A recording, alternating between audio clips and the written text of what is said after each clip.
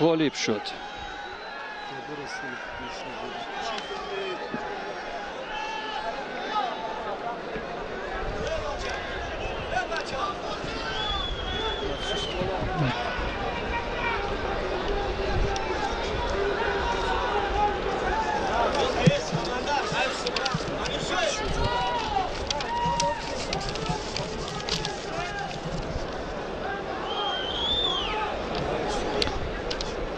دلشادزاده علیبک داور مرکز بود. او عوض می شود از سوی خسرو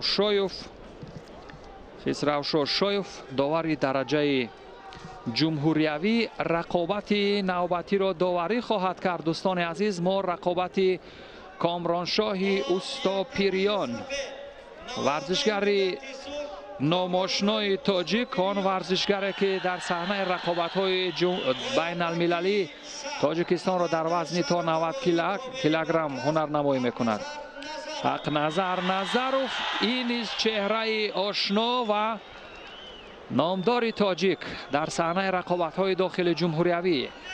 و ببینیم اکنون نکات و حرکات جالب این رقابت را به چه شکل و شیوه صورت میگیرد. هر دو ورزشگر نیز با آمادگی خوب با این رقابت ها را خط گرفتند، با این جو تشریف آوردند تا در حضور و حلاوت نوروزی تماشابینان از نزدیک و هزاران مخلص گشتین ملی واقعا یک شکوه و عظمت دیگر زم کند. در رقابت‌های گذشته در مسابقات هم رده‌بندی ملی جمهوری در چند مرحله حق نظر نظروف اشتراک کرده بود، غالبیت به دست آورده بود. ورزشگری که در گشتین‌های ملی فعالیت بیشتر دارد از آنکه کامرانشاه اوستاپیریان در صحنه رقابت‌های جهانی در چندین مرحله‌های فصل‌های جدای جهانی یا همون گرند پری یا گرند سلم ها اشتراک کرده بود، اما در چند مرحله کارش چندان باورور نبود. فقط در یک دور پیروز میشد، بعضا در همون یک دور هم مغلوب میشد در گرند پری یا گرند سلم ها. این هم بعد از توقف چند ماهه گرند سلم ها بود، در حالی که از او امید دریافت راحت بازی های المپی هست.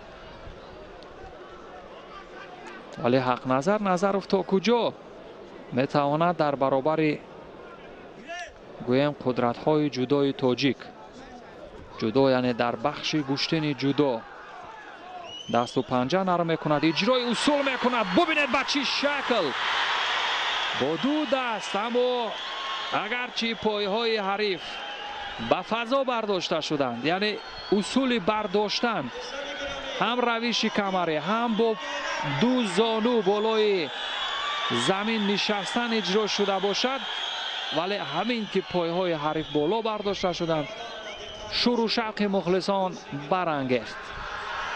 بار دیگر نیز به همان سمت کامرانشاه راهی گریز از اصول حریف بار دیگر حق نظر هم نخستین شده اجرای فعل میکند و کامرانشاه به اصول حریف جواب میگرداند.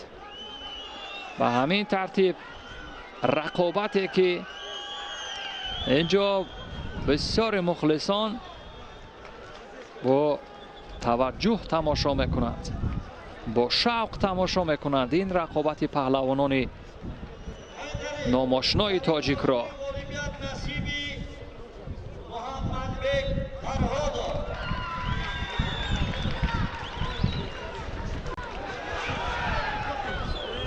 اما اجرای اصول در زمین در گشتین ملی من هست. از همین لحاظ بعضی از افضلیت هایی که کامرانشاه در کار در زمین دارد این در جودو رایج است، در گشتین جودو در گشتین ملی من هست. از همین لحاظ برای حق نظر نظروف این برتری خواهد بود، چون حریفش از اصول های کار در زمین کار استفاده نمی کند. رقابت ادامه می یابد. کامرانشاه اوستاپیریان در برابر حق نظر نظروف. بخشی گرفتن گریبان و حق نظر اجرای اصول میکند و زیدی حمله از سوی کامرانشاه فوراً به نتیجه بود.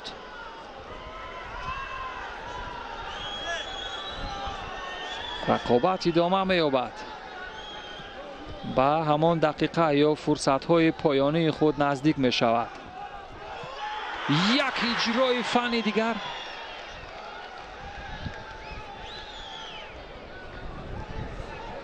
از سوی حق نظر بود. ببینید نخستین شده توجه میکند سر اجرای اصول. اون ورزشگری که واقعا در ورزش‌های رسمی مخصوصا همین گوشتین اولین شده اجرای اصول میکند، عملکرد او به اینوبت گرفته می شود. یعنی در تناسب برابری قوه ها حریف او که بیشتر در حال دفاع هست او رو کم فعال میتونند و بار دیگر نیز حریف را از پای در می آورد.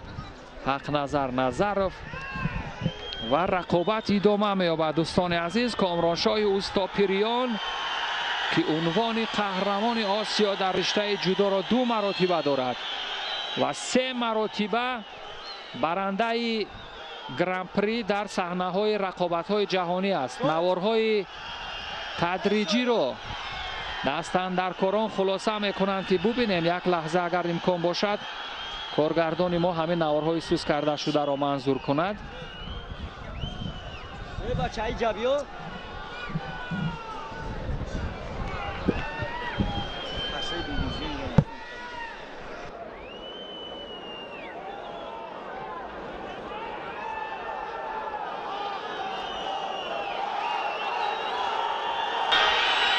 محمدزیا سفرов همان لحظه آخر که عملکرد صورت گرفت روی نوارهای سوس کرده شده اگر ببینیم به این شکل صورت گرفت.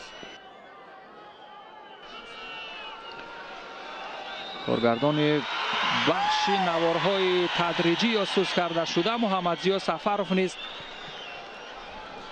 در عین زمان و با مورد نوار تدریجی را منظور کرد. چیزی نبود اونجا، اما بعداً با کامرانشاه اوستاپیریان در لحظه های پایانی ببینید افتش یا همان لحظه های افتانیدن هر دو یک بودند اما با کامرانشاه بدن دادند و رقابت ادامه می‌یابد.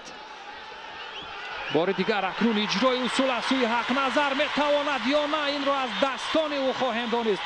از کمر و زیدی حمله از سوی کامرانشاه پهلو و ببینید چگونه با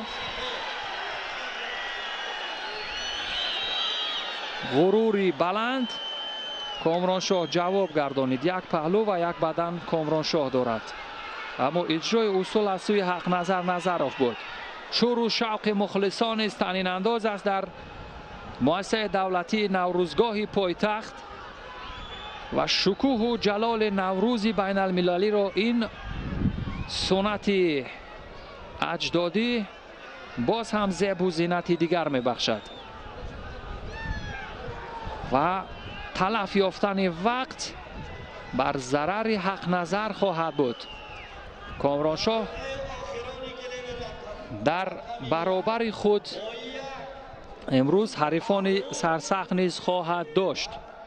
جهانگیر مجیدوف هم در همین وزن رقابت ها هست، همچنین امیر جان نسیم جان و اینچنین همراز رجبوف، آن ورزشگرانی که در مرحله های قبلی هم پیروز شده بودند.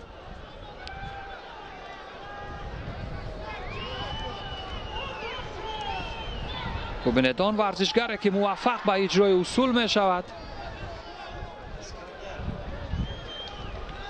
و خیلی خسته به نظر می رسد. حق نظر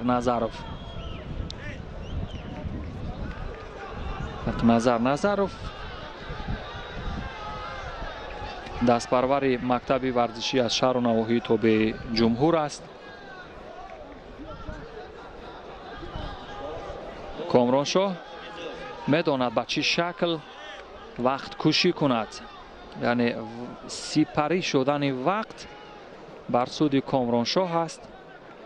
اونه که امروز در اجرای اصول حریف زیدی حمله کرد و با گرفتن امتیازی پهلو شرفیاب شد. وقت به انجام میرسد. به همین ترتیب کامرانشاه اوستاپیریان با یک بدن و یک پهلو راه مبارزه را ادامه خواهد داد. ولی در پیش رقابت‌های سخت‌تر خواهد داشت. وقت نشان خواهد داد چی صورت میگیرد. اما تا حال کامرانشاه یعنی با داشتن 3 پیروزی حضور خود را در رقابت‌های 4 یک نهایی مشخص کرد. ببینید اینجا بر ضد حمله امتیاز دوم خود را گرفت، همون امتیاز پهلو. ببینید تعادل از جانب حق نظر برهم یافت یا همون موازنتی که برای اجرا کردن اصول داشت، همون موازنت برهم زده شد و به همین ترتیب کامرانشاه اوستاپیریان توانست که با اصول خود حریف یکم فشار بالای حریف بیارد و به همین ترتیب امتیاز پهلو را کار کند. اگرچه یک بدن داشت و با این روش توانست که یک امتیاز پهلو بگیرد و تا لحظه های پایانی که 1 دقیقه دیگر فرصت باقی مانده بود با وقت کشی دقیقه های پایانی را سپری کرد و به مرحله بعدی رقابت ها راه خط گرفت. دوستان عزیز، شبکه تلویزیونی ورزش را ترک نکنید. رقابت های جذاب و دیدنی در پیش هست.